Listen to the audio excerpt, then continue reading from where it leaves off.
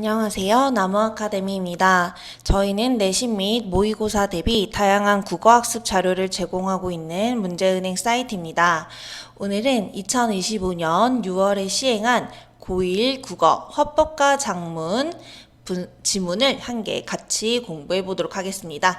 뒤에 이어서 언어 문제도 함께 풀어볼 테니까요. 학생 여러분들은 끝까지 동영상을 집중해서 시청해 주시기 바랍니다. 먼저 화작부터 보도록 하겠습니다. 가지문과 나지문으로 이루어진 복합지문인데요. 가지문은 이제 대화인 거죠. 자, 학생 1과 학생 2, 학생 3의 대화를 함께 살펴보도록 하겠습니다.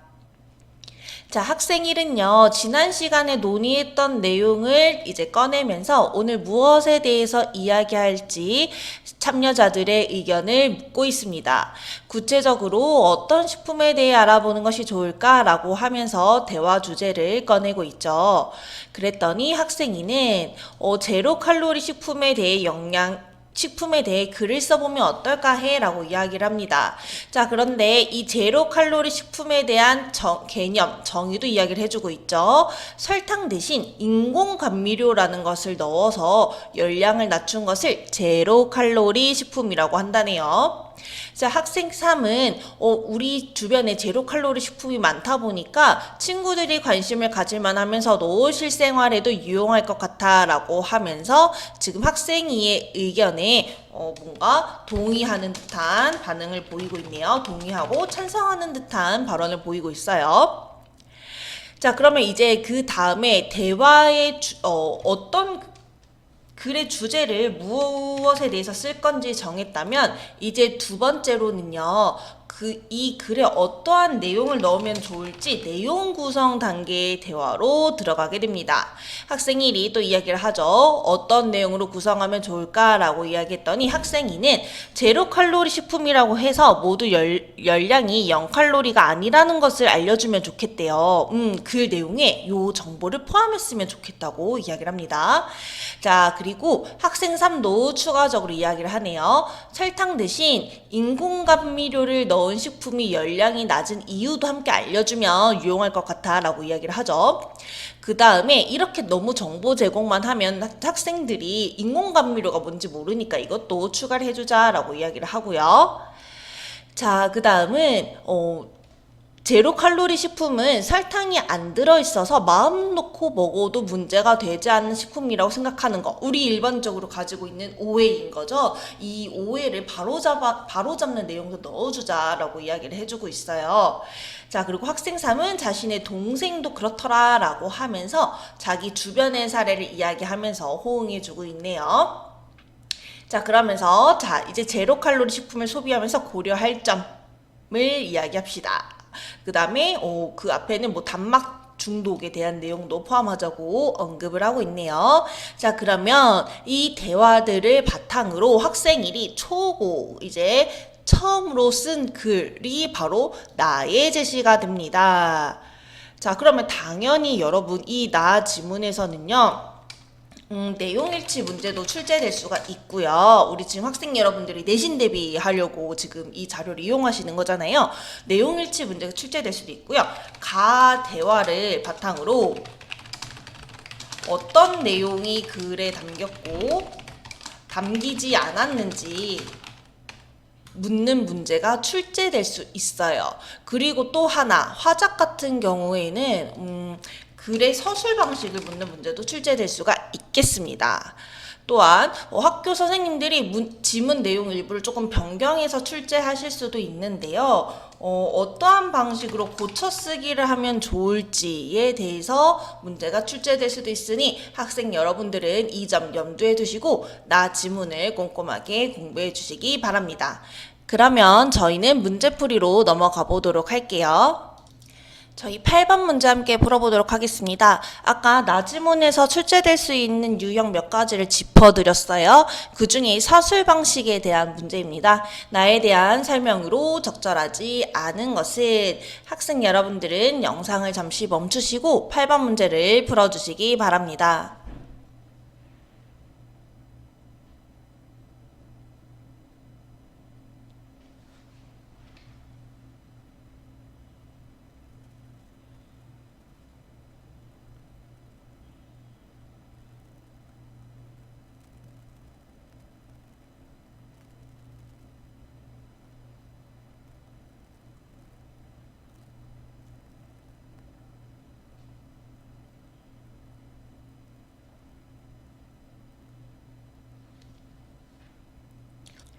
네, 영상을 모두 잘 풀어보셨나요? 정답은 몇 번이죠?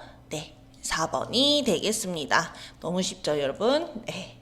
문제의 원인을 분석하고 그 해결 과정을 단계별로 서술한다는 내용은 확인할 수가 없었어요. 자, 1번 같은 경우는 스크랄로스의 예시를 들어서 인공감미료의 특성을 설명하고 있었습니다. 맞는 말이고요. 2번. 중심 화제에 대한 오해를 언급하고 이를 바로잡고 있다. 자, 제로 칼로리 식품의 실제 열량이 0이라고 생각할 수 있지만 실제 열량은 0칼로리보다는 낮은 편이다라고 언급한 부분이 있었죠. 3번은 어디 있었죠? 네, 맞습니다. 인공감미료를 설명한 부분이 해당이 되겠네요. 5번 같은 경우는요, 그 이처럼 강한 단맛인데도 인공감미료를 사용한 제품의 열량이 낮은 이유는 무엇일까라는 부분 찾으셨나요? 네, 그 부분이 5번에 해당하겠습니다. 이어서 언어 문제를 함께 풀어보도록 하겠습니다. 문법이죠. 네. 자, 1번 학평 변형 문제를 풀어보도록 할게요. 학생 여러분들은 영상을 잠시 멈추시고 문제를 풀어보도록 하겠습니다.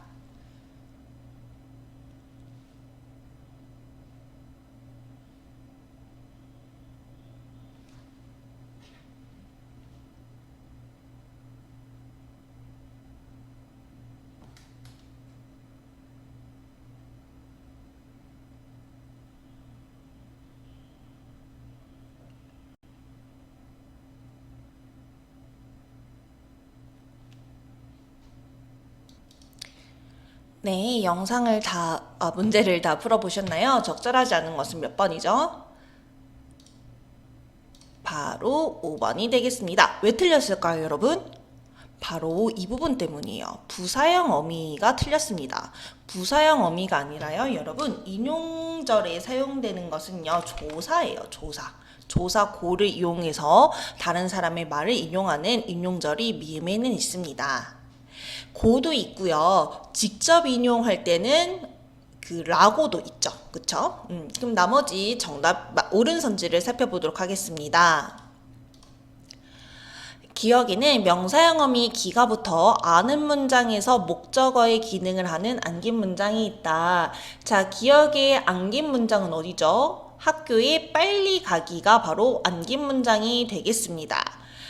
그러면 이 바깥에 있는 애들은 아는 문장이 될 거고요. 자, 여기 기라는 명사형 어미를 사용해서 적절하게 활용되고 있죠. 2번 니은은 라길라기를 주어로 피었다를 서술어로 하는 혼문장입니다. 자, 여러분 혼문장은요. 주어와 서술어의 관계가 한 번만 나타나는 문장을 혼문장이라고 하고요. 2번 이상 나타나는 것을 겹문장이라고 하는데 이 겹문장에서는 아까 살펴봤었던 아는 문장, 안긴 문장, 그리고 뭐 이어진 문장 이런 것들이 있어요. 자, 2번이 그러면 혼문장이 맞는지 봅시다. 라일락이 주어, 피었다, 서술어. 자, 그러면 서술어가 또 보이나요? 안 보이죠? 혼문장 맞습니다. 3번. 디귿에는 서술어 어간에 부사형 어미가 붙어서 만들어진 안긴 문장이 있다. 자, 서술어 어간이 어디가 해당이 되나요? 바로 이 부시가 되겠습니다.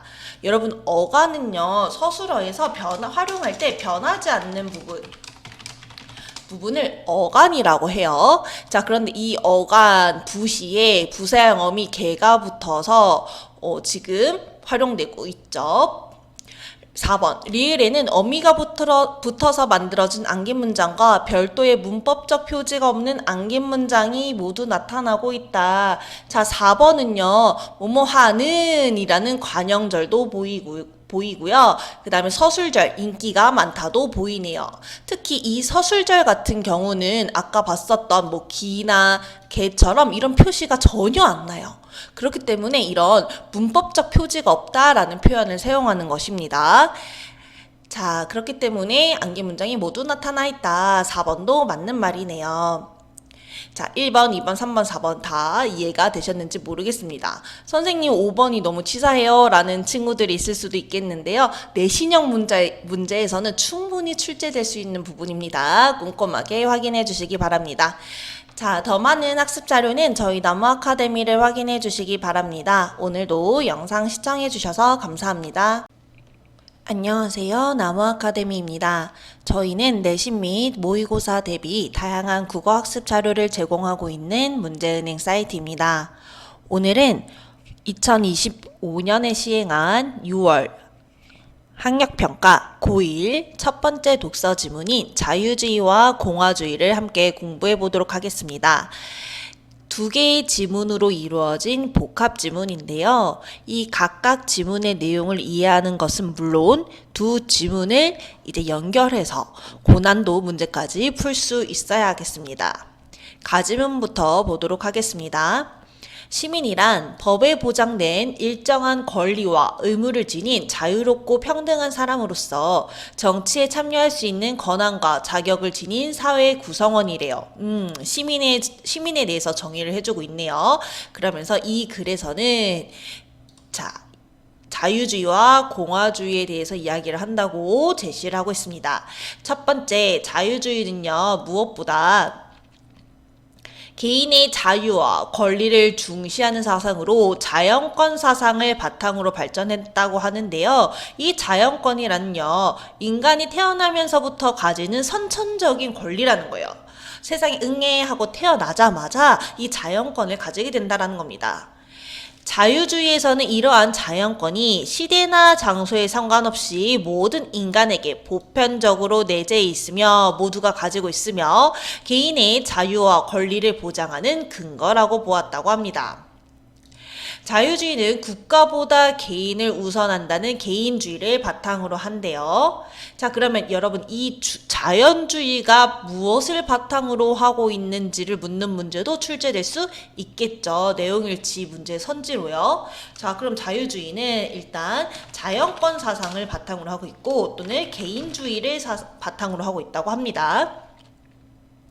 자, 자유주의에서는 개인의 권리와 의무가 충돌할 때 개인의 권리를 우선시한다고 합니다. 자, 그리고 소극적 자유라는 것을 중요시했다고 하는데요. 외부의 부당한 압력이나 강제에서 벗어난 상태를 의미하는 것을 소극적 자유라고 하고요. 이런 소극적 자유는 국가와 타인에게 구속당하지 않고 행동할 수 있는 사적 영역을 보장함으로써 실현될 수 있으며 간섭이 없는 상태인 방임으로써의 자유를 의미하기도 한대요. 이게 소극적 자유의 개념이라고 합니다. 자, 그런데 공화주의 이야기를 할 줄 알았는데요. 자유주의에 대해서만 발췌가 되어 있네요. 자, 두 번째는요, 적극적 자유입니다. 적극적 자유는 자신의 의지에 따라 스스로가 원하는 삶을 능동적으로 실현할 수 있는 자유예요. 조금 다르죠, 여러분? 소극적 자유 같은 경우는 다른 사람에게 구속당하지 않고 나의 개인적인 영역을 보장하는 거에서 그치는 반면에 적극적 자유는 자기 스스로 원하는 삶을 능동적으로 실천한다는 겁니다. 자율적 삶을 중요시한다고 한대요. 자, 이런 적극적 자유를 지지한 사상가들은 대체로 개인의 지적, 신체적, 사회적 능력의 신장을 위한 국가의 개입을 정당하게 보았다고 합니다. 자유주의는 현대사회에서 모든 개인이 자유와 권리를 바탕으로 자신의 삶을 선택하고 각자의 양심과 이성에 따라 자유롭게 살아가는 주체적 시민이 되도록 하는 데 기여한다고 하네요. 자, 그러면 이 자유주의가 현대사회에 어떤 영향을 미쳤는지도 선지 하나 정도로 구성되어 출제될 수도 있어요, 여러분. 그러면 두 번째, 나지문을 보도록 하겠습니다. 네, 공화주의가 여기서 제시되고 있네요. 공화주의는 자유주의와 달리 시민의 권리는 자연적으로 주어진 것이 아니라, 자, 아까 자연적으로 주어진 거 뭐였었죠, 여러분? 아까 가지문에 있었던 거? 요거. 자연권 사상, 그쵸? 자연적으로 주어진다라는 거 아까 태어날 때부터 가지는 것이 아니라는 의미예요. 자, 태어날 때부터 주어진 것이 아니라 시민들의 능동적이고 자발적인 참여로서 성취해야 하는 정치적 결과물이며 공동체의 의무와도 결합되어 있다고 합니다. 자, 자유를 중요한 가치로 삼기는 하지만요. 여러분, 이런 것들을 무시해서는 안 됩니다. 공화주의도 자유를 중요한 가치로 삼아요. 하지만 개인의 우선성을 강조했던 자유주의에 비해 공익을 위해 개인의 자유가 제한될 수 있다고 보는 것이 공화주의의 관점입니다. 즉, 자신이 속한 공동체에서 맡은 역할을 책임있게 수행하며 공동선에 관심을 가진 사람을 이상적인 사람으로 보았다고 하네요. 이러한 공화주의는 크게 두 가지 관점으로 분류할 수 있는데요. 자, 여러분, 서술 방식의 특징이 나타나네요. 아까 자유주의 같은 경우도 소극적 자유주의랑 적극적 자유주의로 나뉘었었어요. 그런데 이 공화주의도 두 개로 나누어서 지금 설명을 하고 있는 겁니다. 볼게요. 바로 시민적 공화주의와 신로마 공화주의라고 합니다. 자, 신로마 공화주의는 뭐래요? 시민적 공화주의와 마찬가지로 여기부터 볼게요. 시민적 공화주의는요, 인간의 타고난 사회성을 강조하면서 자, 인간이 태어날 때부터 사회성을 가지고 있다라고 전제를 하는 겁니다. 인간이 국가 안에서만 도덕적으로 살아갈 수 있다고 보았다. 이런 부분이 인간의 한계인 거죠. 인간의 한계를 언급하고 있어요. 국가 안에서만 착한 존재로 살 수 있다. 그리고 정치 참여란 시민의 의무이자 자유를 행사하는 것으로서 그 자체가 목적이 되어야 한다고 했대요. 자, 그러면서 개인의 권리나 이익보다 시민의 정치적 의무를 더 우선시했고, 이런 의무는 개인이 선택하거나 거부할 수 없다고 보았다고 합니다. 자, 그럼 두 번째로 신로마 공화주의 볼게요. 정치 참여와 같은 시민의 의미를 강조한 건 공통점이에요. 그러나 그들은 정치 참여의 근거를 인간의 자연적 사회성이나 윤리적 자기 실현에서 찾지 않았다고 합니다. 이것이 차이점이네요. 시민적 공화주의와 신로마 공화주의를 비교해서 묻는 문제가 출제될 수 있겠죠. 자, 그들은요, 비지배로서의 자유를 제시했고요. 타인의 자의적인 지배에서 벗어나는 것을 의미한다고 합니다. 간섭의 부재에서 그치는 것이 아니라 타인에게 사적으로 종속되지 않는 상태를 지향하는데, 그들은 공공의 법으로서 이러한 자유가 가능하다고 보았대요. 시민의 참여 속에서 공동의 결정으로 만들어진 이 공공의 법이 있으면요, 시민들 스스로가 정치적 자유를 누릴 수 있다라고 보는 겁니다. 자신의 의지에 따라서 복종하는 거기 때문에요. 그쵸? 자, 왜 그러겠어요? 이 공공의 법은요, 시민들 자신들이 만든 법이에요. 내가 만들고 내가 이 법에 순종함으로써 그 안에서 자유를 누릴 수 있다라는 거죠. 그들은 자유의 근거를 자연권에서 찾는 자유주의들과는 달리 시민들 스스로가 심의하고 제정한 헌법에서 찾는다고 합니다. 한편 공화주의에서 말하는 시민의 자유와 권리는 자치와 자율적 시민이라는 민주주의의 이상과 부합하여 오늘날 개인과 사회, 개인과 국가의 관계 형성에 영향을 끼치고 있다고 합니다. 자, 그러면 저희는 변형 문제 혹은 기출 문제를 풀어보도록 할게요. 화면 크기상 지문이랑 문제를 함께 보여드리기는 어려울 것 같습니다. 학생 여러분들이 가지고 계신 시험지를 바탕으로 저희는 12번 문제를 풀어보도록 할게요. 가와 나에 대한 설명으로 적절한 것은 학생 여러분들은 영상을 잠시 멈추시고 12번 문제를 풀어주시기 바랍니다.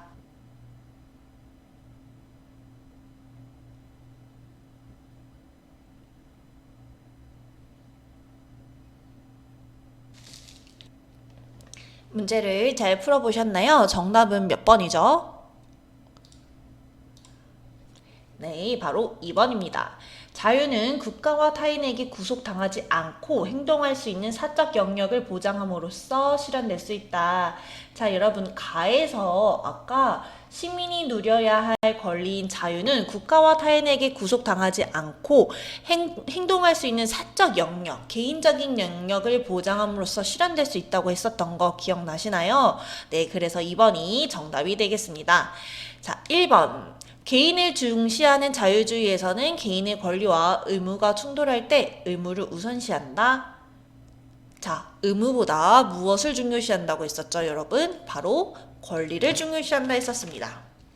3번. 공화주의에서 시민의 권리는 자연적으로 주어진 것이며 공동체의 의무와 결합되어 있다. 자, 나에서요, 공화주의 이야기를 했었었죠. 시민의 권리는 자유주의와 달리 자연적으로 주어진 게 아니라고 했었어요. 이런 자연권처럼 자연적으로 주어진 게 아니라고 했었기 때문에 틀렸습니다. 4번 공화주의와 달리 자유주의는 자유를 중요한 가치로 삼지만 개인보다 공익을 강조하고 있다. 자, 여러분 무엇을 더 강조한다 했었나요? 네, 개인을 강조한다 했었어요. 자유주의에서는요. 5번 자유주의와 달리 공화주의는 선천적인 권리를 바탕으로 하였다. 자, 사실 요거랑 같은 말이죠, 여러분. 자연적으로 주어진 것이나 선천적인 권리나 같은 말이에요. 아니죠? 자, 그리고 요거랑 관련된 게 아까도 설명드렸듯이 자연권 사상이라고 했습니다. 이것으로 발전하지 않았다고 했어요. 공화주의는.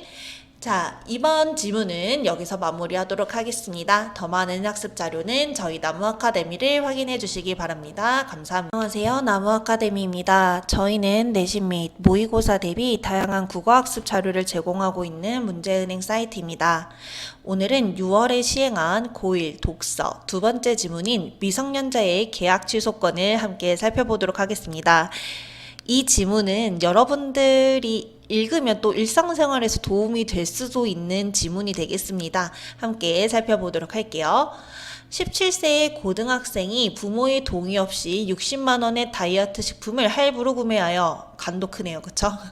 절반 정도 복용을 했지만 효과가 없자 결국 계약을 취소하기로 했다. 하지만 판매업자는 미성년자에 의한 계약이라도 사용한 만큼의 대금은 지불해야 하므로 이미 지급한 20만 원에 추가로 10만 원을 더 지불하라고 요구했다고 합니다. 만약 계약이 취소되었고 학생이 복용하고 남은 다이어트 식품을 반환했다면 판매업자와 학생의 법적 책임은 어떻게 될까라고 하면서 일문단부터 구체적인 사례를 제시하여 자신의 글의 화제를 제시하고 있습니다. 이렇게 제시를 해주면 좀 글이 잘 들어오겠죠? 최근 10대들의 상품 구매력이 갈수록 높아지고 있는 현상과 맞물려 부모 동의 없이 행한 미성년자의 계약 취소에 대한 분쟁이 끊이지 않고 있다고 합니다. 민법 제5조에 의하면 19세 미만의 미성년자는 원칙적으로 부모와 같은 법정 대리인의 동의가 없으면 계약 등의 법률 행위를 할 수 없으며, 만약 동의 없이 계약했다면 체결한 계약은 일단 유효하지만 법적으로 정해진 해약 기간이 지났더라도 법정 대리인은 상품을 계약한 미성년자의 동의 없이 계약을 취소할 수 있다고 해요. 여러분 알아두세요. 법률 내용에 대한 이해를 묻는 문제가 출제될 수 있거든요. 미성년자가 성인과 달리 사회적인 경험과 지식, 판단 능력 등이 부족하기 때문에 자신의 미성숙한 행위로 스스로에게 불리한 법률 행위를 하는 것을 방지함으로써 미성년자를 보호하기 위해서래요. 자, 이런 미성년자 계약과 관련된 법률이 이렇게 정해진 이유, 목적에 대해서 제시하고 있습니다. 자, 그럼 정리해 보겠습니다. 미성년자가 부모님과 같은 법정 대리인의 동의가 없으면요, 법률 행위를 원칙적으로는 할 수 없고, 만약에 자기가 부모님 몰래 계약을 했더라면 일단 계약은 유효하긴 유효한데요, 이 법정 대리인인 부모가 나중에 취소할 수 있다고 합니다. 자, 문제는 앞서 든 상황과 같이 사용하다가 중도에 취소를 하는 경우인데요. 이때는 어떻게 되는 것일까? 아까 그 앞에서 언급했었던 이 다이어트 상품에 대해서 이야기를 하는 것 같아요. 일반적으로 계약을 취소한다는 것은 계약 이전의 상태로 원상 회복함을 의미한다.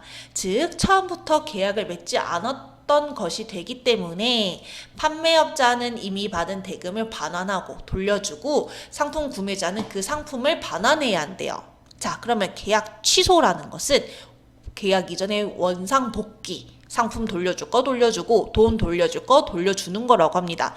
자, 그런데 이미 아까 언급했었던 이 다이어트 상품처럼 이미 먹거나 사용한 경우에는 사용한 만큼의 이익에 상당하는 금액을 반환하면 된다고 합니다. 내가 10만 원치 먹었어요. 그럼 10만 원을 그냥 추가적으로 반환하면 된다고 해요.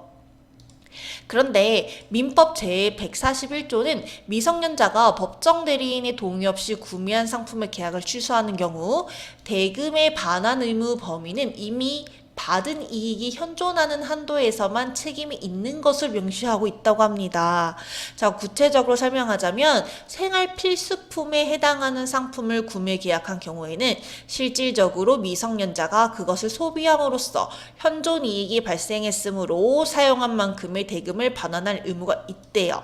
자, 이해되시나요, 이 부분? 자, 너무 극단적인 사례이긴 한데요. 생활 필수품, 밥이라고 할게요, 여러분. 밥.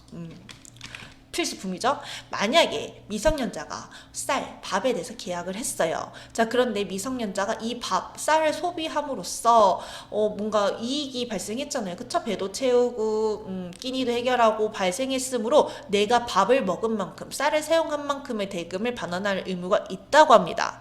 하지만 여러분, 다이어트 식품은 생활 필수품에 해당이 되나요? 아니죠. 자, 이렇게 생활 필수품이 아닌 상품을 구매한 경우는 사용한 만큼에 상당하는 대금을 반환할 필요가 없다고 합니다. 자, 그러면 물품을 사리로 제시하고 반환해야 되냐, 안 해야 되냐, 이 범위를 묻는 문제가 출제될 수 있겠죠. 오히려 계약 취소에 따라 계약 이전의 상태로 되돌아가므로 앞에 문단에 대한 내용이네요. 미성년자는 구매한 상품을 반환하고요. 이미 자기가 준 돈에 대해서는 오히려 반환을 요구할 수 있다고 합니다. 사용한 거에 대해서는 지불을 안 해도 되고요.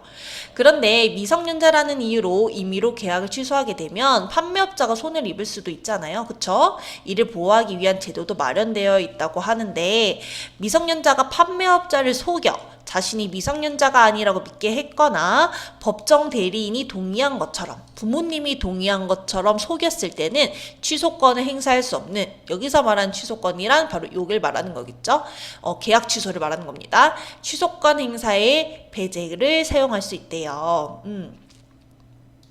또한 미성년자와 거래한 판매업자는 1개월 이상의 기간을 정하여 미성년자의 법적 대리인에게, 부모님에게 직접적으로 계약을 취소할 것인지에 대한 확답을 촉구할 수 있는 확답을 촉구할 권리도 있다고 합니다.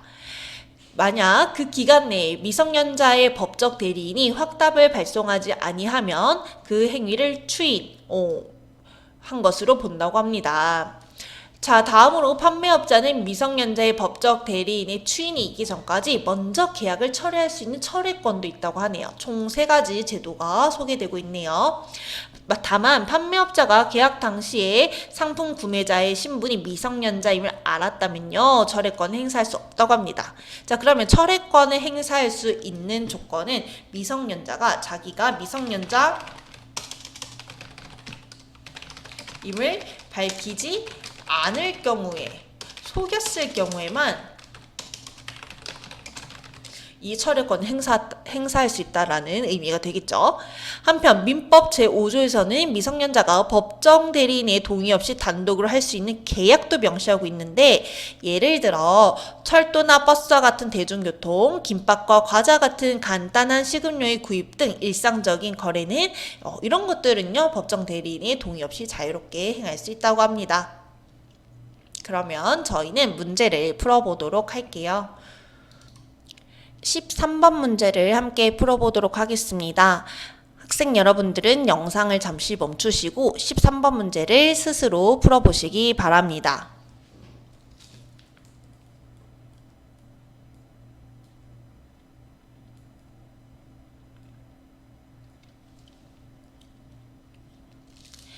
네, 문제를 잘 풀어보셨나요? 정답은 몇 번이죠? 4번이 되겠습니다. 자, 법적으로 정해진 해약기간은 며칠인가? 자, 윗글에서 법적으로 정해진 해약기간이 지났더라도 법적 대리인, 부모님은 상품을 계약한 미성년자의 동의 없이 계약을 취소할 수 있다는 설명이 제시되어 있었어요. 이 부분이죠? 동의 없이 계약을 취소할 수 있다. 하지만 이 기간이, 해약기간이 며칠인지가 제시되어 있나요? 아니죠. 그렇기 때문에 정답은 4번이 되겠습니다.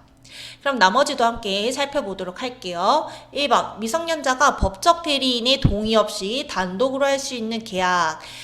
마지막 문단에 나와 있었죠. 간단한 식음료 또는 대중교통 같은 것들이 된다 했었어요. 2번, 미성년자의 계약을 법적 대리인이 취소할 수 있도록 제도를 만든 이유는 무엇인가? 자, 아까 이 문단에 나와 있었습니다. 미성년자를 보호하기 위해서. 그쵸? 문단에서도 한번 살펴볼까요? 이 부분에 있었어요. 판단 능력이 부족하기 때문에 자신의 미성숙한 행위로 스스로에게 불리한 법률 행위를 하는 것을 방지함으로써 미성년자를 보호하기 위해서 이러한 제도를 만들었다고 합니다. 자, 3번. 다이어트 식품은 생활 필수품에 해당하나요, 여러분? 아니죠. 자, 다이어트 식품은 여기 1문단에 제시되어 있는 사례인데요. 자, 아까 구매한 만큼의 이익을 원래는 반환해야 되는데 미성년자의 경우 다이어트 식품과 같이 생활 필수품이 아닌 상품을 구매한 경우에는 사용한 만큼에 상당하는 대금을 반환할 필요가 없다고 했었어요. 자, 그러면 우리는 다이어트 식품이 생활 필수품이 아님을 확인해 볼 수가 있겠네요. 5번. 구매한 물건을 중도에 취소하는 경우 판매자와 미성년 구매자의 법적 책임은 어떻게 되는가? 자, 이 글 전체에서 이야기하고 있는 부분인 거죠? 그쵸? 뭐 이런 판매자를 보호할 수 있는 제도도 있었고요. 미성년자를 보호하기 위한 법률 내용들도 확인할 수 있었어요. 자, 더 많은 학습 자료는 저희 나무 아카데미를 확인해 주시기 바라겠습니다. 이번 지문에 대한 강의는 여기서 마무리하도록 할게요. 감사합니다. 안녕하세요. 나무 아카데미입니다. 저희는 내신 및 모의고사 대비 다양한 국어학습 자료를 제공하고 있는 문제은행 사이트입니다. 오늘은 6월에 시행한 고1 학력평가 독서 마지막 지문인 지진파와 내진 설계에 대해서 함께 공부해 보도록 하겠습니다. 자, 과학 공부를 열심히 한 친구에게는 너무나 쉬운 지문일 거예요. 저마저도 옛날에 공부했던 기억이 나고요. 특히 이 지문 같은 경우는 같은 내용인 P파와 S파에 대한 내용이 예전에 독서 지문으로 출제된 적이 있었어요. 비문학으로 출제된 적이 있었기 때문에 이제 여러분들이 앞으로 수능까지 학습 방향을 잡으실 때 과거에 출제됐었던 독서 지문들도 꼼꼼하게 문제풀이를 해봐야 되겠다라는 것을 좀 느끼셨으면 좋겠습니다. 지문 분석을 함께 살펴보도록 할게요. 지진은 지구 내부에서 일어나는 지각 변동으로 인해 땅이 흔들리는 현상이라고 합니다. 자, 지각 부분에 방출된 에너지는 파동의 형태로 전달이 되는데요. 이를 지진파라고 하고요. 이 지진파에는 P파와 S파가 있다고 합니다. 이 P파를 처음에 얘기할 거고요. 이제 그 다음에는 S파를 얘기를 하겠죠. P파는 에너지가 전달되는 파동의 진행 방향이 매질의 진동 방향과 같은 지진파래요. 자, 속도가 빠르기 때문에 관측소에 가장 먼저 도착을 하는데 진폭 자체는 작아서 지진 피해는 작은 편이라고 합니다. 반면에 S파는요, 파동의 진행 방향이 매질의 진동 방향과 수직이고요. 전파 속도는 초속 약 3-4km로 P파보다 느리지만 진폭이 커서 지진 피해 정도는 훨씬 크게 나타난다고 하네요. 자, 그러면 이 내용을 한번 정리를 해보도록 할게요. 그러면 여러분, 이 지진의 피해에 영향을 주는 것은 무엇인가요? 지진 피해 정도에 영향을 주는 것은 뭔가 속도보다는 진폭이라는 것을 저희가 추론해 볼 수 있겠죠. 그쵸? 그러면 이런 것들이 이제 선제에 나오는 거예요. 지진 피해 정도에 영향을 주는 것은 속도이다. 혹은 진폭이다. 이런 것들이죠. 물론 속도도 영향을 주긴 주겠지만요. 이제 진폭이 더 큰 영향을 준다는 의미입니다. 자, 두 지진파가 관측소에 도착한 시간 차이, 그쵸? 누가 더 빨리 도착한다 했었어요? P파요. 시간 차이가 당연히 있겠죠. 이것을 PSC라고 하는데요. 진원에서 멀어질수록 PSC는 커진다고 합니다. PSC를 활용하면 지진 발생 시 다른 지역의 지진 피해를 조금이나마 줄일 수 있다고 하네요. P파와 S파가 도착할 수 있는 매질에는 차이가 있습니다. P파는 고체, 액체, 기체를 모두 통과하는 반면 S파는 고체만 통과할 수 있고요. 따라서 액체 상태인 외액을 통과할 수 없으므로 S파가 도착하지 못하는 S파 압력대라는 것이 생긴다고 합니다. P파는 멘틀과 외핵, 외핵과 내핵과 같이 상태가 다르거나 같은 상태라도 밀도가 다른 매질의 경계면을 지날 때 굴절이 일어나는데요. 이로 인해 P파 역시 압력대가 생긴다라고 합니다.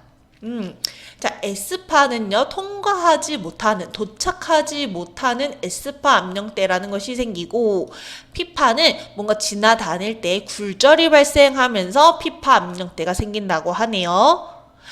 지진파의 전달 속도는 매질의 밀도가 높아지면 빨라지고 밀도가 낮아지면 느려진다고 합니다. 자, 이런 부분들 전부 다 내용일치 문제의 선지로 구성되어서 출제될 수 있는 것들이에요.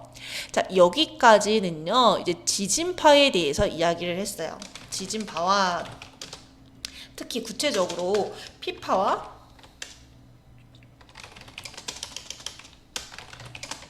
S파의 차이점, S파의 차이점에 대해서 이야기를 한 문단에 해당이 되고요. 자, 여기서부터는요, 조금 글의 결이 달라집니다. 바로 이제 내진 설계에 대해서 이야기를 하고 있어요. 내진 설계는 총 3가지를 제시하고 있는데요. 바로 내진 구조, 재진 구조, 면진 구조라고 합니다. 첫 번째, 내진 구조는요, 강한 지진파에도 건물이 붕괴되지 않게 잘근 콘크리트 등을 보강하여 기둥과 벽 자체를 튼튼하게 짓는 것을 의미한다고 하네요. 내진 벽과 같은 부자재를 설치하여 강한 흔들림에도 무너지지 않고 버티는 내구성이 높아지도록 건물을 짓는 것이라고 하고요. 자, 이는 단순히 건물의 내구력만을 높인 것이라서요. 지진 발생 시 건물이 무너지지는 않는데 건물 구조에 심각한 손상이 생길 수는 있대요. 보완이 좀 필요한 상태가 되겠죠. 자, 이에 비해 재진 구조는요, 재진 장치가 땅으로부터 건물에 전달되는 진동을 감지하고 건물의 흔들림의 방향과 반대 방향으로, 와, 신기하네요. 반대 방향으로 건물을 지지하여 건물의 붕괴를 막는 구조라고 합니다. 철제빔과 같은 장치로 건물에 X자 등의 재진 장치를 보강하여 건물 전체를 보호하는 것이네요. 조금 차이점이 있네요. 그쵸? 그러다 보니 내진 구조에 비해서 상대적으로 더 안전하다고 해요.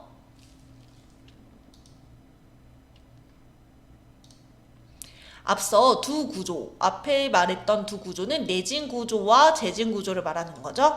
건물이 지진력을 버티는 데 초점을 두었다면 면진 구조는 건물에 전달되는 지진력 자체를 줄이는 데 중점을 둔다고 합니다. 파동의 에너지는 주기가 짧을수록 크기 때문에 면진 구조는 지진파의 파장을 길게 바꾸어 충격을 감소시킨대요. 보통 지면 위에, 땅 위에 바로 건물을 세우는 것과 달리 면진 구조는 건물과 땅 사이에 고무 스프링과 댐퍼, 베어링 등을 설치해서 건물의 흔들림이 전해지는 것을 막아버린다고 합니다. 건물 자체와 지면을 떨어뜨리면 진동이 줄어들어서 전달되겠죠? 아주 강한 지진이 일어나더라도 건물 내부에 있는 구조물이 쓰러지지 않기 때문에 지진에 대비할 수 있는 효과적인 공법으로 평가받고 있다고 하네요. 자, 정리해 보도록 하겠습니다. 이 글은요, 지진파와 내진 설계에 대해서 이야기를 하고 있고요.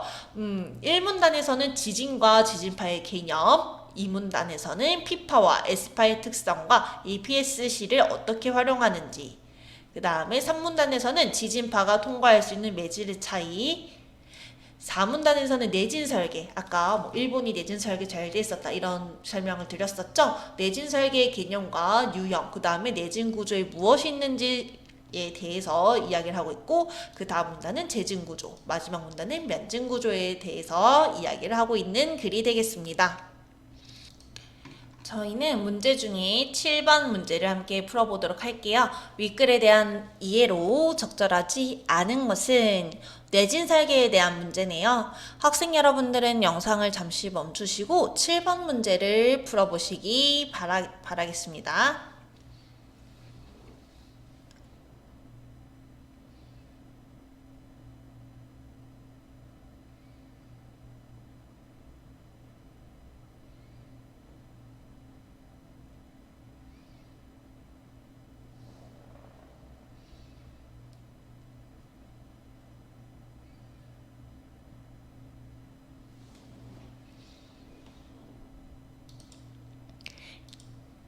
문제를 잘 풀어보셨나요? 자, 1번 문제 보도록 할게요. 내진 구조는 건물 자체를 튼튼하게 지어 발생 시 붕괴를 막기 위한 방식이다. 자, 여기 한번 보겠습니다. 자, 내진 설계, 내진 구조 볼게요. 내진 구조는 강한 지진파에도 건물이 붕괴되지 않게 철근, 콘크리트 등을 보강하여 기둥과 벽 자체를 튼튼하게 짓는 것이다. 정답군과 여기 있고요. 2번 면진 구조는 고무 스프링 등을 활용하여 지진파가 건물에 전달되는 것을 막는다. 면진 구조 부분 보겠습니다. 아까 면진 구조는 고무 스프링과 댐퍼, 베어링 등을 설치해서 흔들림이 건물로 전해지는 것을 막아버린대요. 건물 자체와 지면을 떨어뜨리거든요. 맞는 설명이고요. 자, 정답은 3번이 되겠습니다. 재진 구조는 진동을 감지하고 그 방향과 같은 방향으로 건물을 흔든다고 했었나요, 여러분? 자, 재진 구조는 건물의 흔들림의 방향과 반대 방향으로 건물을 지지하여 건물의 붕괴를 막는 구조라고 했었어요. 그렇기 때문에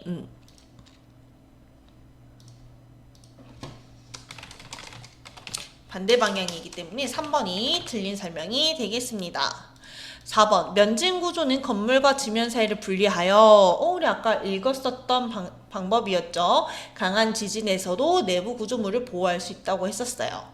5번 재진 구조는 내진 구조보다 상대적으로 안전한 구조로 고층 건물에 주로 사용된다.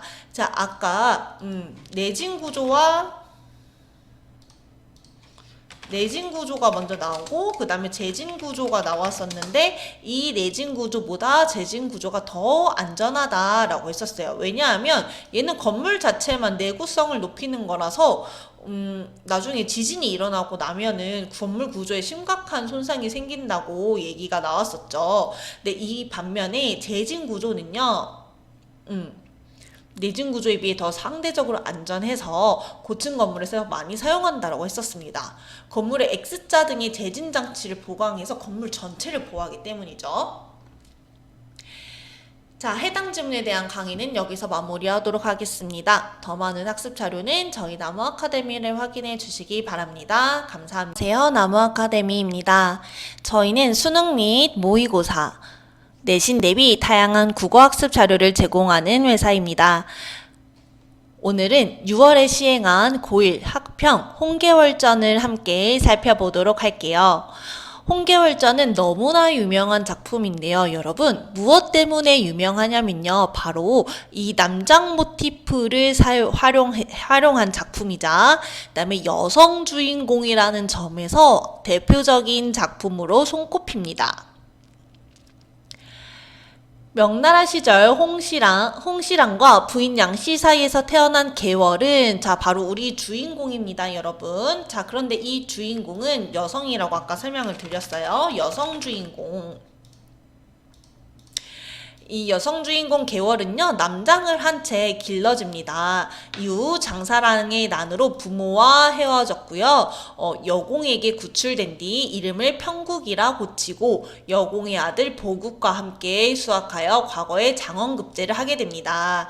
자, 그런데 여러분, 뭔가 중군장이 된다거나 장원급제를 한다는 것이 여성의 몸으로 그때 당시에 가능했던 일일까요?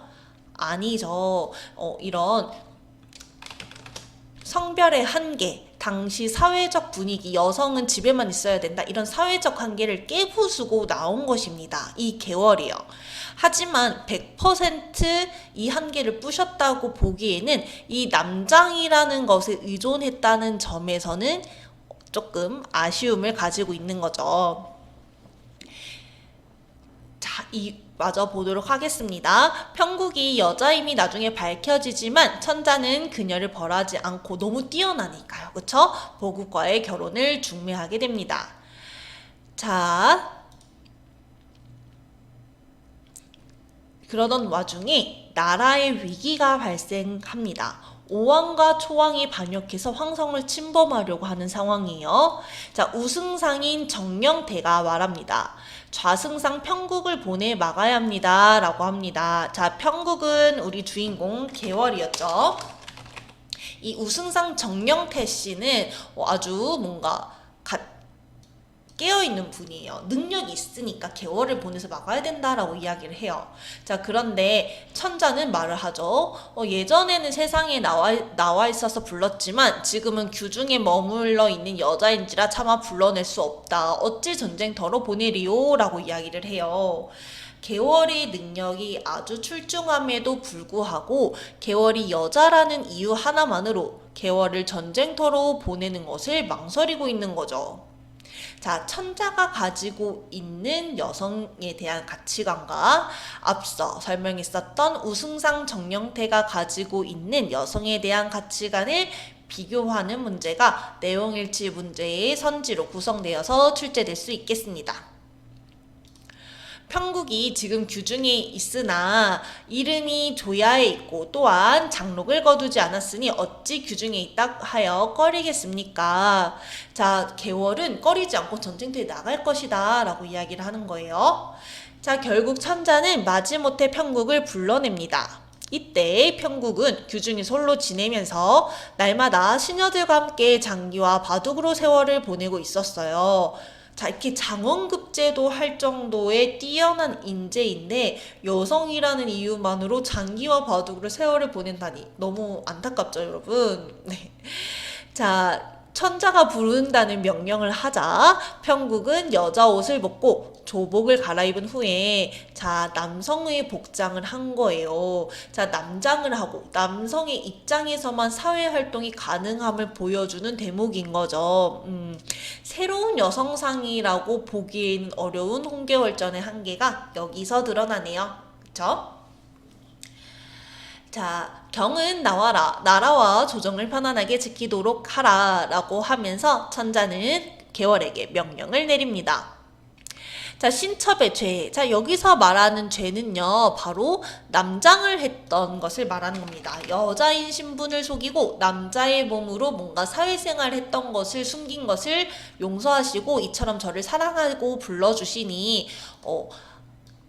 자, 어리석으나 제가 최선을 다해보겠다라고 계월은 이야기를 해요.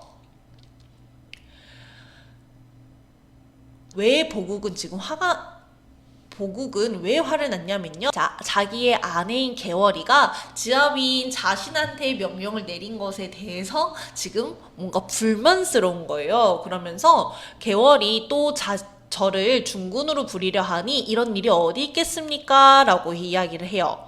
자, 남편인 보국은 자신의 아내인 계월이 전장에서 자신보다 지위가 높은 원수로서 자신에게 명령하는 것을 되게 못마땅해 하고 있는 거예요. 보국의 가치관은 되게 보수적이죠. 그쵸? 권위주의적인 남성 우월 의식이 드러나는 대목이 되겠습니다. 무국의 가치관을 묻는 문제도 출제될 수 있겠네요. 단독 문제로 출제되기보다는 아까 그 정령태, 그다음에 천자, 보국 이런 인물들의 가치관을 각각 선지로 구성해서 출제될 수도 있어요, 여러분.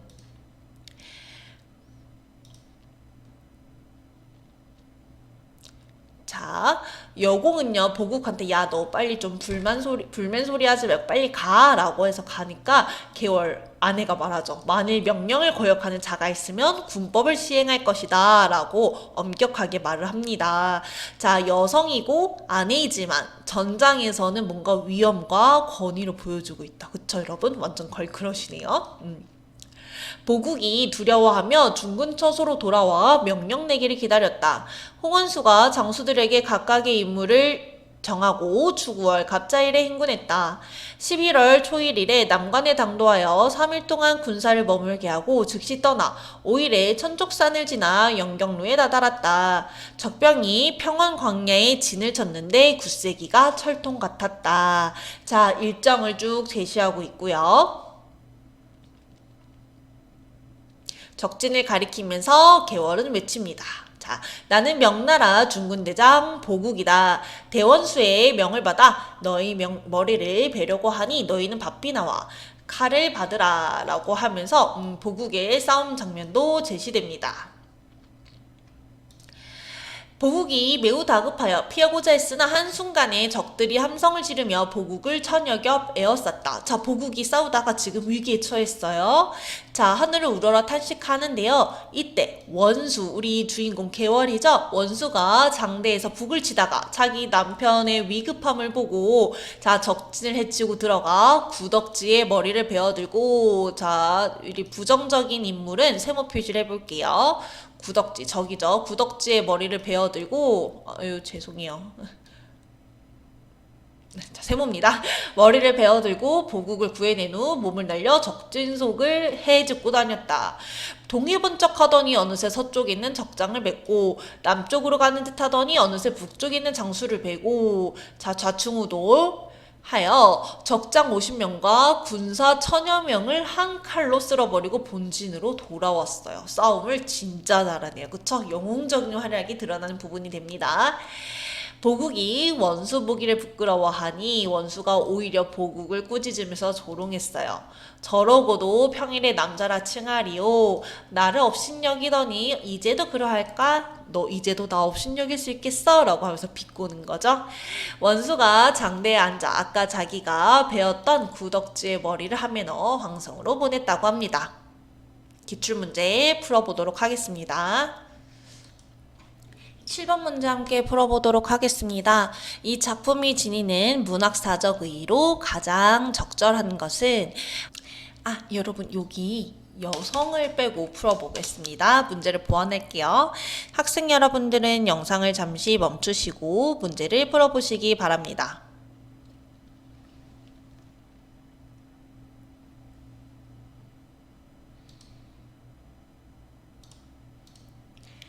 문제를 잘 풀어보셨나요? 정답을 몇 번 고르셨을까요?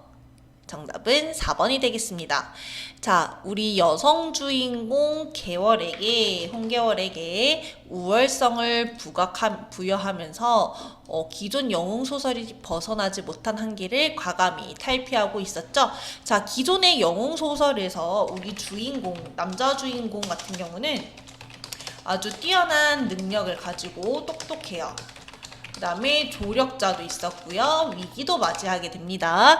하지만 이러한 일반적인 영웅소설에서 우리 여성 인물들은 그저 이런 주인공, 남자 주인공과 이제 사랑에 빠지는 이제 정의 대상으로만 묘사가 되어 있었어요. 하지만 이 홍계월전에서는 이 여성 인물인 계월이 주인공이 되죠. 그러면서 기존의 영웅소설을 벗어나고 있습니다. 하지만 한편으로는 한계도 가지고 있었죠. 남성의 신분으로서 남장을 하고 남성의 신분으로서 사회생활을 했다는 점에서 완전하게 이런 사회적 한계를 탈피했다고 보기는 어렵다고 설명을 드렸었어요. 홍계월전에 대한 더 많은 학습 자료는 저희 나무 아카데미를 확인해 주시기 바랍니다. 감사합니다. 안녕하세요. 나무 아카데미입니다. 저희는 내신 및 모의고사 대비 다양한 국어 학습 자료를 제공하고 있는 문제은행 사이트입니다. 오늘은 6월에 시행한 고1 학평을 함께 보도록 할 건데요. 그중 두 번째 문학작품인 코끼리를 함께 살펴보도록 하겠습니다. 현대소설이고요. 나의 관점에서 이야기가 전개되고 있습니다. 아버지와 나는 10여 년 전까지 돼지 축사로 쓰였다는 낡은 베니어 판문 5개가 나란히 붙은 건물에서 살고 있대요. 자, 여러분, 나와 아버지의 상황이 어떠한가요? 돼지 축사로 쓰였던 곳에서 지내고 있다라는 점이 이 아버지와 나가 뭔가 풍족한 삶을 살지 못하고 힘든 삶을 살고 있구나라는 것을 짐작해 볼 수 있겠습니다. 처마마저 너무 짧아서요. 아침이면 이슬에 젖은 축축한 신발을 신고 학교에 가야 했대요. 이주 노동자들에 해당이 되는데요. 이 이주 노동자들인 아버지와 나의 뭔가 힘겨운 삶이 이렇게 제시되고 있네요.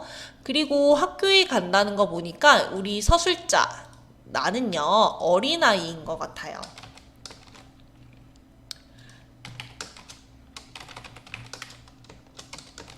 학생, 어린아이인 것 같습니다. 자, 며칠 전 주인 아주머니는 누런 갱지에 빈방 있음이라고 써 사무실에 붙여놓았다. 그 방 앞을 지나던 나는 열린 문틈 안으로 안을 들여다보았는데 벽에는 얼룩과 곰팡이와 낙서가 가득했고 들뜬 황갈색 비닐장판 위로는 뽀얀 먼지가 살얼음처럼 깔려 있었대요. 비스듬하게 세워진 낡은 캐비닛 뒤쪽 벽에는 쥐가 들락날락 거릴 정도의 작고 새까만 구멍이 뚫려 있었는데 구멍 주위로 자잘한 시멘트 가루와 흙덩이가 흩어져 있었대요. 자, 그런데 이 구멍은요, 마치 상처 부위에 엉겨붙은 피딱지처럼 보였다고 합니다. 총알에 맞아 쿨럭쿨럭 피를 쏟아내는 심장을 본 것 같은 섬뜩함이 가슴을 오그라들였다고 해요. 자, 이 장면, 내가 그 비어있는 사무실 문짝에서 본 장면을 시각적으로 상세하게 묘사하고 있는 부분이 되겠습니다.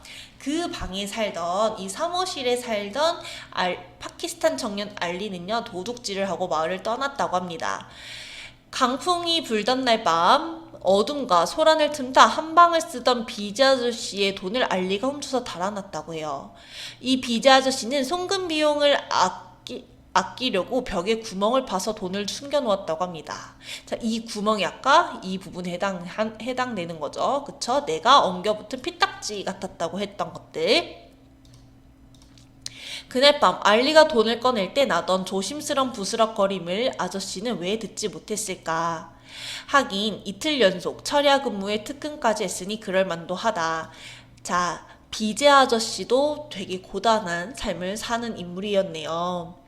게다가 그날따라 이웃실 방글라데시 아주머니의 갓난아기는 밤새 잠을 자지 않고 보챘고 저녁 내내 텔레비전 앞에서 시끄럽게 떠들던 1호실 미얀마 아저씨들은 나중에 취한 목소리로 노래를 불러대기도 했다. 밤에 일하는 5호실의 러시아 아가씨는 마리나는 아예 집에 들어오지도 않았다. 4호실에서 사는 나와 아버지만이 일찌감치 불을 끄고 어둠 속에 누워있었다. 그러나 우리들 역시 머릿속으로는 매우 혼란스러운 생각, 집 나간 어머니 생각에 빠져 있어서 누군가 돈을 훔치느라 바스락대는 소리를 들을 수 없었다고 해요. 자, 사건이 일어났었어요. 이 주거 공간에. 파키스탄 청년인 알리가 비제 아저씨, 사무실에 사는 비제 아저씨를 자기랑 동거하고 있는 이 아저씨의 돈을 훔쳐서 달아났다고 하고요. 이 도둑질이 일어난 날 주변 사람들은 왜 그걸 알아챌 수 없었는지를 이렇게 서술해주고 있습니다. 자, 알리는 비제 아저씨 아들의 생명을 훔쳐 도망간 것이나 다름없다고 표현을 했는데, 왜냐하면요, 이 아저씨가 막내 아들의 심장수술 비용을 마련하기 위해 그 돈을 모았던 거예요. 그 돈을 마련하기 위해 철야 근무와 특근까지 한 거고요. 이 마을에선 불행이 너무나 흔해 발에 차일 지경이다. 자, 이 마을의 특징을 살펴보도록 하겠습니다. 미얀마 아저씨들, 파키스탄 청년, 러시아 사람들, 이렇게 돈을 벌기 위해 한국에 와 있는 이주 노동자들의 이런 뭔가 개개인의 사정들이 다 너무 불행하다라는 거예요. 그래서 웬만한 일에는 누구도 신경 쓰지 않는다. 하지만 비제 아저씨가 그날 새벽에 내지른 절망과 분노에 찬 비명소리는 한동안 잊히지 않을 것 같다. 자, 여러분 상상을 해보세요. 아들의 심장수술 비용을 벌려고 한국까지 와서 그 돈을 차곡차곡 모아왔는데 그거를 하루아침에 도둑을 맞았으니 너무나 안타까운 상황인 거죠. 중략 이후 부분을 보도록 하겠습니다. 자, 아버지가 나에게 들려준 이야기인데요. 7개의 코를 가진 퍼체우라의 은사로 화려하게 수놓인 그 코끼리는 원래 인도 신들의 왕 인드라를 태우는 구름이었다고 한다. 그래서요, 창문에 퍼체우라를 달다가 그 이야기를 들은 나는 흥분해서 아버지를 재촉했다. 어느 날 창조주 브라마가 3개의 알을 깨뜨리면서 코끼리의 격이 낮아져. 옛날에는 코끼리가 숭배의 대상이었는데 이러한 사건이 발생하면서 코끼리의 격이 낮아졌다고 합니다. 그래서 그만 코끼리가 우주를 떠받치는 기둥이 되었다고 합니다. 나는 눈을 질끈 감았다. 그랬더니 아버지가 안색을 살피며 말씀하시죠. 어차피 그건 힌두교 신화일 뿐이야. 신이 깨트린 알이란 없어. 라고 이야기를 합니다.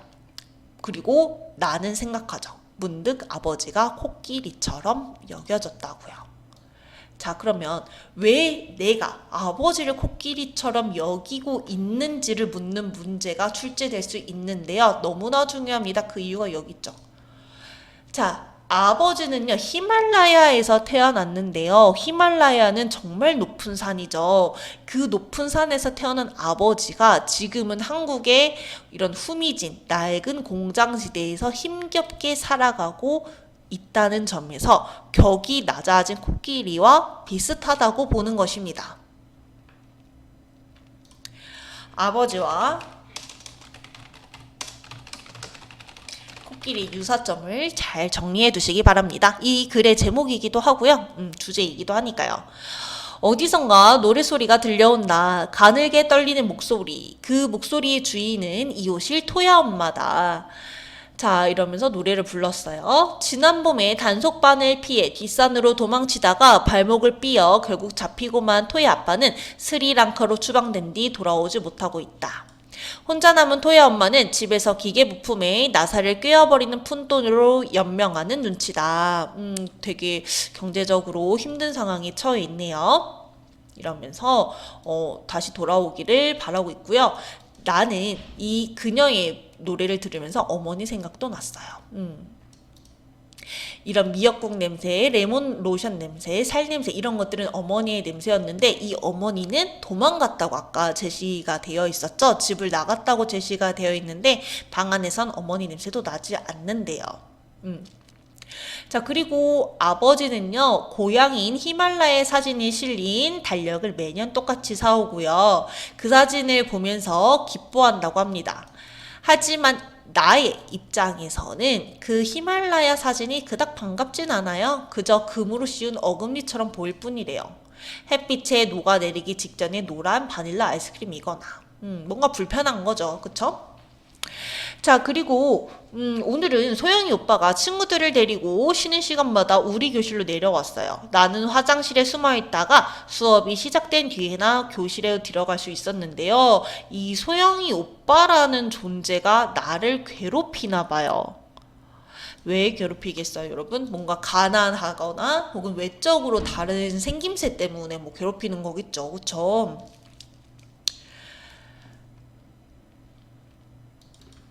자, 이어서 아버지의 꿈 이야기가 나옵니다. 자, 아버지는요, 고향에 가는 꿈을 꾸는데 거기서 막 즐기는 게 아니라 한국을 못 가게 하니까 난 한국으로 돌아가야 돼. 내 가족이 거기 있어. 일자리도 내 청춘도 거기 두고 왔단 말이야. 라고 이야기를 합니다. 자, 고향을 그리워하고 있지만 한편 내 일자리와 청춘 이런 것들이 한국에도 있다고 생각을 하는 거예요. 자, 그러면서 나는 생각을 해요. 이런 꿈꾸는 아버지의 모습을 보고 나보다는 낫겠지. 난 태어난 곳은 있지만 고향은 없다라고 이야기를 합니다.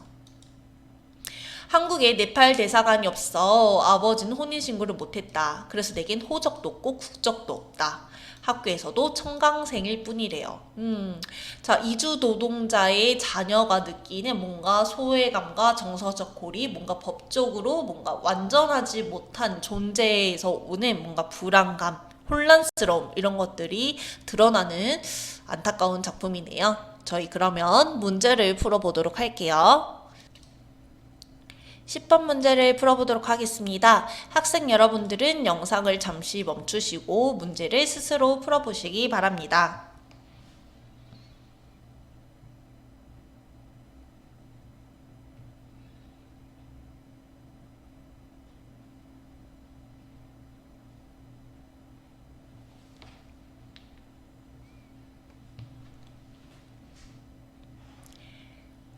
코끼리의 의미, 그리고 나의 아버지와 코끼리의 유사점을 꼭 확인하라고 말씀드렸었죠? 정답은 4번이 되겠습니다.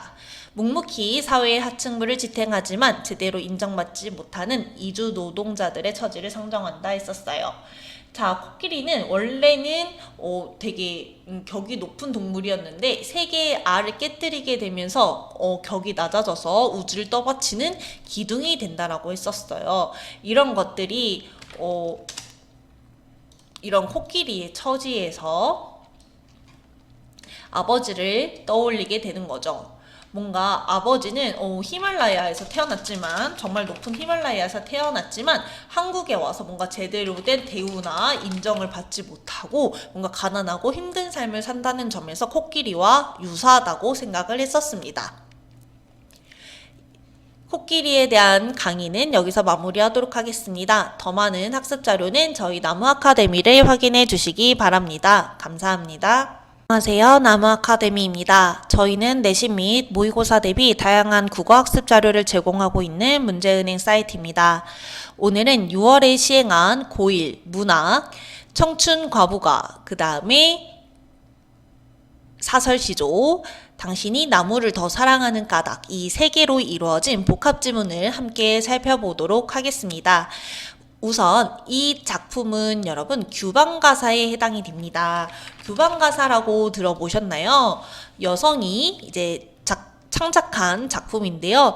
뭔가 자기가 방 안에서 임에 대한 그리움이라든지 집안일에 대한 내용이라든지 이런 것들을 소재로 해서 쓴 작품을 의미합니다. 함께 보도록 할게요. 천지인간 만물 중에 무상할 쏜 인의사정, 못할러라 못할러라 빈집 살림 못할러라. 자, 왜 빈집 살림이라고 할까요? 남편이 없거든요, 현재. 이렇게 빈 집에 내가 살림살이 하려니 진짜 못해먹겠다라고 이야기를 하고 있는 부분이고요. 또한 자, 못할러라 A 표시를 해볼게요. 못할러라 A, 못할러라 B, A, 빈집 살림 B, 못할러라 A. 우리 이런 것들을 A, B, A 구조라고 하고요. 수능이나 모의고사에서 출제되는 내용은 아니지만 내신형에서는 출제될 수 있는 부분에 해당이 되겠습니다. 얼거스나 거머스나 부부밖에 또 있는가? 견우직녀성도 둘이 서로 마주섰고, 여러분 견우직녀 이야기 아시죠? 이 견우직녀도 서로 마주보고 있고, 용천검 태아검도 짝이 있고, 날짐승과 길바러지도 다 짝이 있건만 무슨 죄로 우리 둘이가 부부가 되고, 검은 머리 백발 되고 몸이 황금 되고 자손이 많고 영화를 누리며 백년해로 살자 했더니 하느님도 무정하고 가운이 불행하여 조물이 시기하고 귀신조차 사정없다. 자, 우리 진짜 부부 돼서 행복하게 오래오래 살려고 했는데 참 하늘이 무심하시지, 운도 없지 라고 하면서 이미랑 나가 이별한 상황을 이렇게 표현하고 있습니다. 말 잘하고 인물 좋고 활 잘 쏘고 키 훨씬 큰 다정한 우리 남군, 사랑하던 우리 남군. 아, 여기서 임을 그리워하는, 남편을 그리워하고 사랑하는 정서가 드러나네요. 무슨 나이가 그렇게 많아 청산의 외로운 혼이 되었던가. 자, 어린 나이에 세상을 떠났나 봐요. 그쵸? 삼생연분 아니런가 사주팔자 그러한가. 이미 부부 되었으면 죽지 말고 살았거나 그리 죽자 할사시며 만나지나 말았거나 부질없는 인내심사 어느 누가 위로하리. 너무나 속상해하고 있네요. 심해로다 심해로다 바다 같은 수심. 너무나 절망을 하고 있어요. 상상하던 우리 낭군 어이 그리 못 오는가 왜 못 와? 라고 하는 거죠. 약수 삼천리가 둘러져 있어서 못 오는가, 만리장성이 가려서 못 오는가, 동일한 어구를 반복을 하면서 자신의 안타까운 마음과 이런 정서를 효과적으로 드러내고 있고요. 운율도 형성하고 있습니다. 동쪽 창에 돋은 달이 서쪽 창으로 지거든 오시려나, 병풍에 그린 황계의 새벽쯤에 날새라고 꽂고 울거든 오시려나, 금강산 상상봉이 평지되어 물밀어 배 둥둥 뜨거든 오시려나. 자, 그런데 금강산이 평지가 될 수 있나요, 여러분? 없죠. 비현실적인 상황을 제시해서 이런 상황이 되면 이미 올까라고 생각을 하면서 못 오겠다라는 것을 인식하고 있는 부분이 되겠습니다. 구곡간장 썩은 물이 눈으로 쏟아날 때 눈물 말하는 거죠, 여러분. 그쵸? 눈물.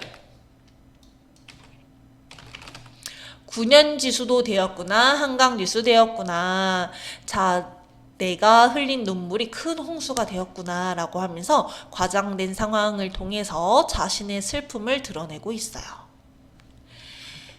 두 번째 작품 보도록 하겠습니다. 두 번째 지문은 사설시조인데요, 여러분. 사설시조는 조선 후기에 등장한 갈래로서 일반적인 시조랑은 조금 다른 형태를 띱니다.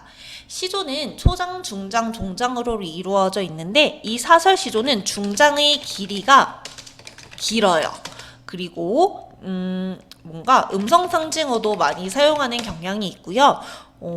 진솔한 감정이 잘 드러납니다. 시도는 조금 있어 보이려고 하는 게 있잖아요. 자연 좋아, 임금님 사랑해 라고 하면서 어려운 한자어도 많이 쓰고 그런 부분들이 있는데 이 사설 시조는 그거에 비해서는 진솔한 감정이라든지 음성 상징어가 잘 나타납니다. 함께 볼게요.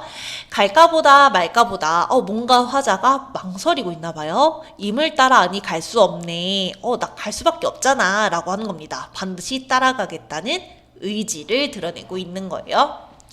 오늘 가고 내일 가고 모레 가고 글피 가고 하루 이틀 사흘 나흘 곱잡아 여드레 팔리 심리를. 자, 오늘에서 내일, 내일에서 모레, 모레에서 글피 점점 커지죠, 여러분. 우리 이런 것들을 점층법이라고 합니다. 점점 강도가 강해지고 있어요.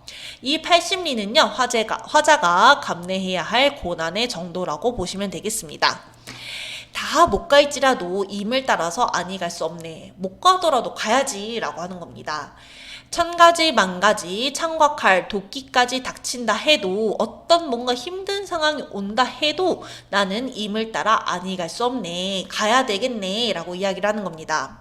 나무라도 은행나무는 음양을 분하여 마주섰고 돌이라도 망부석은 암수를 따라서 마주섰는데 자, 이 은행나무와 망부석은 암컷과 수컷이 또로 남자와 여자와 같이 있는데 내 팔자는 왜 그리 주책 없어? 간 곳마다 있어야 할 임 없어? 나 못 살겠네 라고 이야기합니다. 은행나무와 망부석도 다 짝이 있는데 난 왜 없어? 나 못 살겠네 라고 하는 거예요. 앞서 봤었던 규방가사와 유사한 정서와 상황이 드러나네요. 세 번째 지문은 수필입니다. 수필은 이제 필자가 자신의 경험이나 생각, 교훈들을 제시하고 있는 갈래인 거죠. 오늘은 당신이 가르쳐준 태백산맥의 소강리 소나무 숲에서 이 엽서를 띄웁니다. 수필 중에 엽서의 형식을 취하고 있네요. 그쵸? 아침 햇살에 빛나는 소나무 숲에 들어서니 당신이 사람보다 나무를 더 사랑하는 까닭을 알 것 같대요. 200년, 300년, 더러는 500년의 풍상을 겪은 소나무들이 골짜기에 가득합니다. 그 소나무들이 그 긴 세월을 온전히 바위 위에서 버티어온 것에 이르러서는 차라리 경이었습니다. 화자는 소나무의 풍경을 보고 경이로움을 느끼고 있어요. 바쁘게 뛰어다니는 우리들과는 달리 오직 신발 한 켤레의 토지에 서서 이처럼 우람할 수 있다는 것. 자, 우리는 뭔가 바삐 원하고 어지럽게 사는데 이 소나무들은 신발 한 켤레 정도 크기의 토지만으로 그렇게 우람할 수 있다라고 하는 겁니다. 소나무보다 훨씬 더 많은 것을 소비하면서도 무엇 하나 변변히 이루지 못하고 있는 나에게 소강리의 솔숲은 마치 회초리를 들고 기다리는 엄한 스승 같았대요. 솔숲이 엄한 스승이다 라는 직유와 은유가 활용되고 있네요. 어젯밤 별 한 개 쳐다볼 때마다 100원씩 내라던 당신의 말이 생각납니다. 오늘은 소나무 한 그루 만져볼 때마다 돈을 내야겠지요.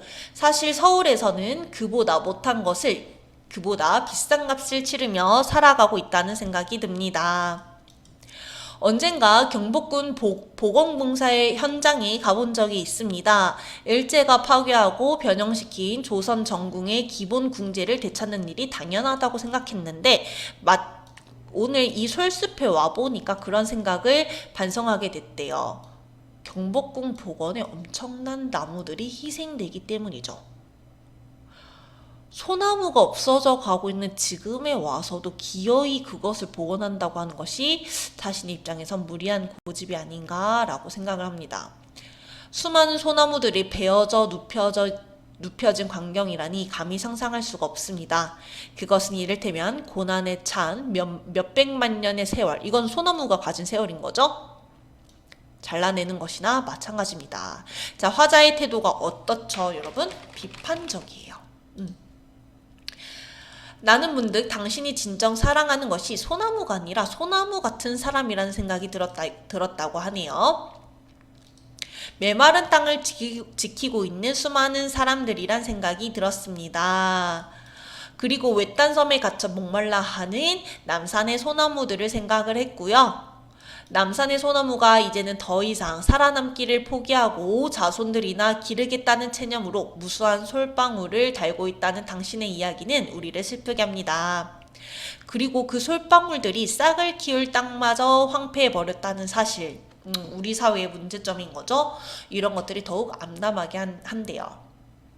척박한 땅을 겨우겨우 가꾸어 놓으면 이내 다른 경쟁수들이 쳐들어와 소나무를 몰아내고 만다는 것입니다. 무한 경쟁의 비정한 논리가 뻗어오지 않는 곳이 없습니다. 인간의 삶과 마찬가지로 소나무도 이 땅을 차지하는 데 있어서 경쟁을 겪고 있다는 거죠. 당신이 나무를 사랑한다면 솔방울도 사랑해야 합니다. 무수한 솔방울들의 끈질긴 저력을 신뢰해야 합니다. 라고 하면서 이 솔방울처럼 희망을 품고 살아가야 한다는 것을 마지막으로 제시하고 있습니다. 이러한 문명의 폭력성, 현대사회가 가지고 있는 뭔가 경쟁이라든지 폭력적인 사회라든지 이런 것들을 위해서 우리가 어떠한 자세를 지녀야 하냐를 생각해보게 만드는 글이네요.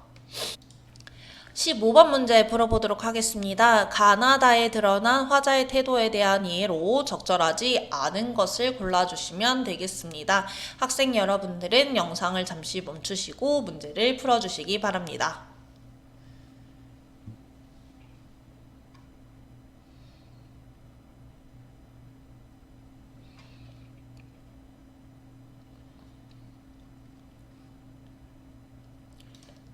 네, 정답은 4번이 되겠습니다. 가와 나의 화자는 자신의 팔자를 한탄하며 주체적인 삶의 자세를 포기하고 있다.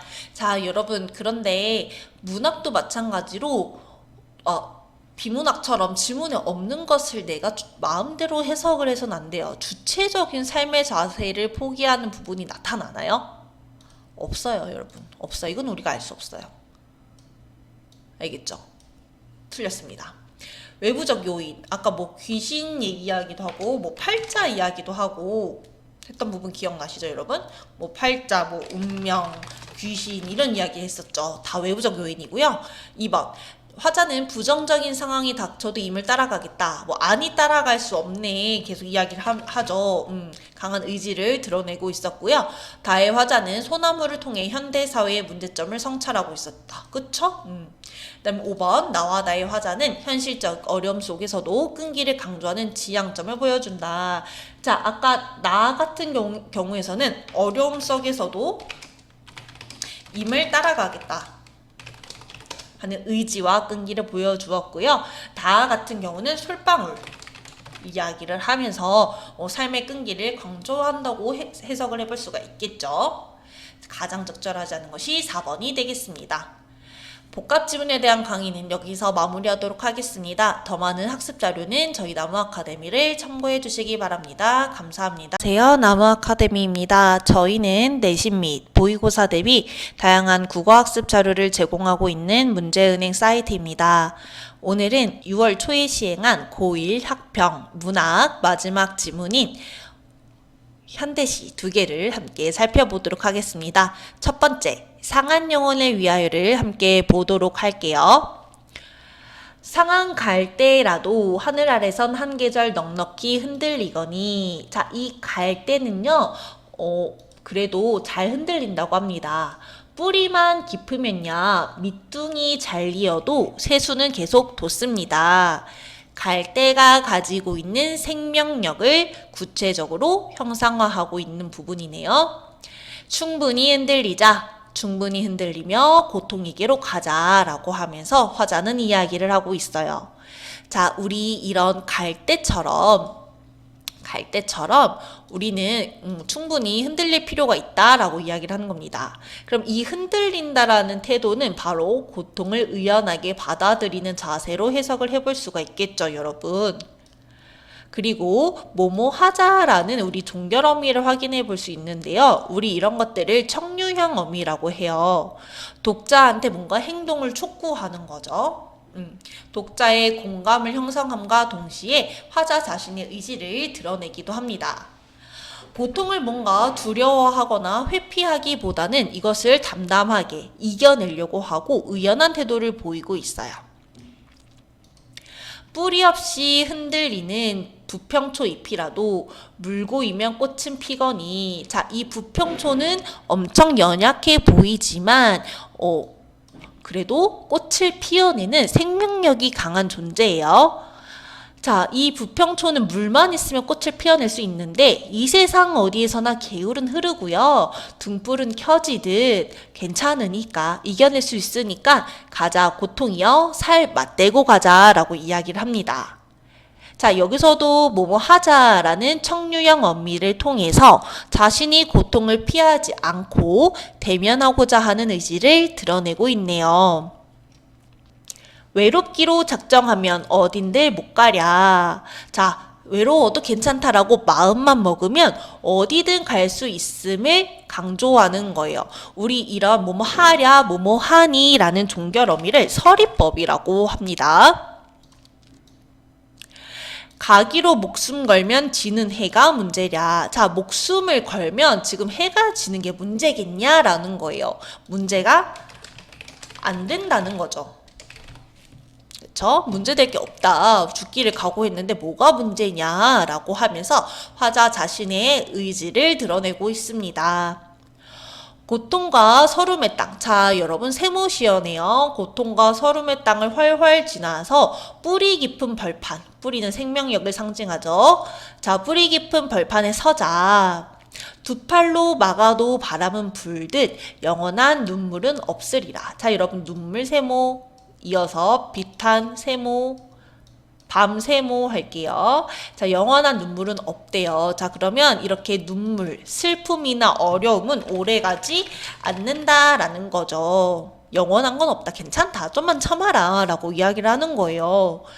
자, 영원한 눈물이란 없느니라. 영원한 비탄이란 없느니라. 유사한 문장 구조 반복하고 있는데 표현법 측면에서 대구법을 확인할 수 있는 것도 확인할 수 있고요. 캄캄한 밤이라도 하늘 아래선 마주 잡을 손 하나 오고 있거니. 자, 너와 같이 고통을 함께 극복할 존재들, 연대의 존재들이 같이 오고 있다라고 이야기하고 있는 것입니다. 두 번째 지문으로 가보도록 할게요. 두 번째 지문 장미와 가시입니다. 눈먼 손으로 나는 삶을 만져보았네. 그건 가시퉁이었어. 자, 이제 눈먼 손으로 내가 삶이라는 것을 만져보았다고 표현을 해요. 자, 여러분 삶은 만질 수 없는 건데 이것을 되게 감각적으로 묘사하고 있네요. 그랬더니 이 삶이 뭔가 부드러울 줄 알았지만 가시투성이라고 묘사를 합니다. 뭔가 순탄하지 않은가 봐요. 가시투성이의 삶에 온몸을 만지며 나는 미소 지었지. 오히려 이거를 긍정하고 있어요. 그쵸? 이런 가시투성이의 삶을 뭔가 힘들어 할 줄 알았는데 긍정하고 있습니다. 이토록 가시가 많으니 곧 장미꽃이 피겠구나 라고 하면서 생각의 전환이 드러나네요. 그쵸? 뭔가 발상이 두드러지고 있어요.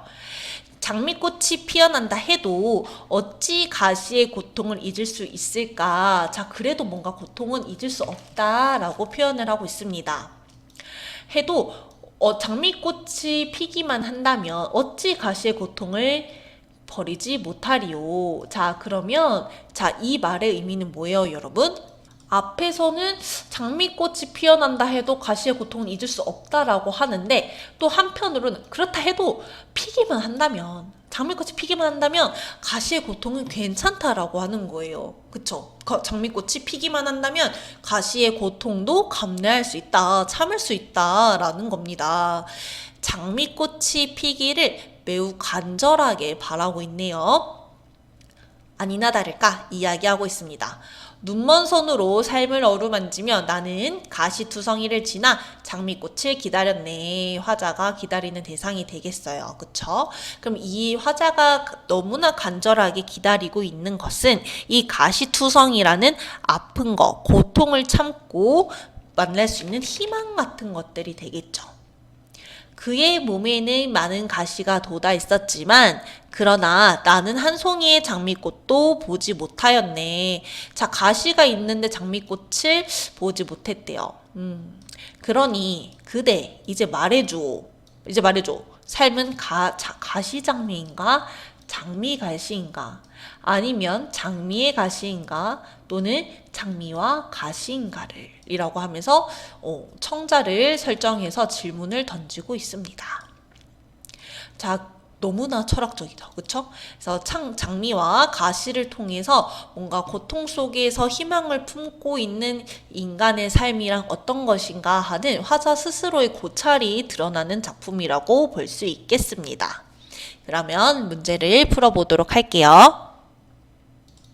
4번 문제 풀어보도록 하겠습니다. 가와 나의 화자가 삶을 대하는 태도에 대한 설명으로 적절하지 않은 것을 골라주시면 되겠습니다. 학생 여러분들은 영상을 잠시 멈추시고 문제를 풀어보시기 바랍니다.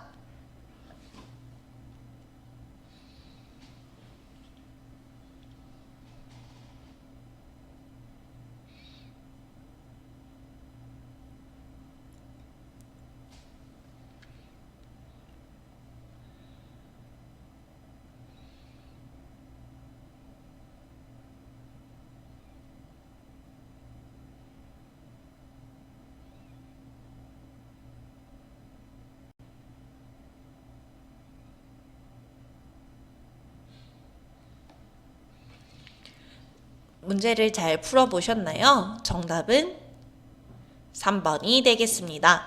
나의 화자는 고통을 겪는 이유가 의지가 충분히 강하지 못하기 때문이라고 생각하나요? 아니죠. 이런 내용은 본문에 확인할 수 없었습니다. 의지가 부족해서 고통을 겪는다가 아니라 오히려 이런 삶에서 느낄 수 있는 고통과 또 한편으론 가지고 있는 희망에 대해서 고찰하는 작품이었어요. 나머지 적절한 선지도 보도록 할게요. 1번. 가의 화자는 고통과 시련은 영원한 것이 아니라 일시적인 것이라고 생각한다. 자, 아까 지문에서 영원한 눈물이란 없으니라 없느니라 이런 부분들 생각나시나요? 바로 1번에 해당하는 부분이 되겠습니다. 2번. 가의 화자는 고통을 회피하지 않고 적극적으로 수용하려는 의지를 보였었죠. 고통에게로 가자 혹은 고통이여 삶아떼고 가자라고 하면서 이러한 의지를 청유형 어미를 활용해서 드러내고 있었어요. 4번. 나의 화자는 기대했던 희망이 실현되지 않을 때의 상실감을 드러내고 있다. 상실감 드러났었죠. 그쵸? 그의 몸에는 부분들 한번 보도록 할게요. 나 작품에 여기 있었죠. 그의 몸에는 많은 가시가 돋아 있었지만 나는 한 송이의 장미꽃도 보지 못하였네. 이 부분이 기대했던 희망이 실현되지 않았을 때의 상실감을 드러내는 부분이 되겠습니다. 5번 나의 화자는 고통과 희망이 공존하는 삶을 살아가며 내면적 갈등을 느끼고 있다. 맞는 말이죠? 그쵸? 해당 지문에 대한 강의는 여기서 마무리하도록 하겠습니다. 두 지문에 대한 더 많은 학습 자료는 저희 나무 아카데미를 참고해 주시기 바라겠습니다. 오늘도 영상 시청해 주셔서 감사합니다.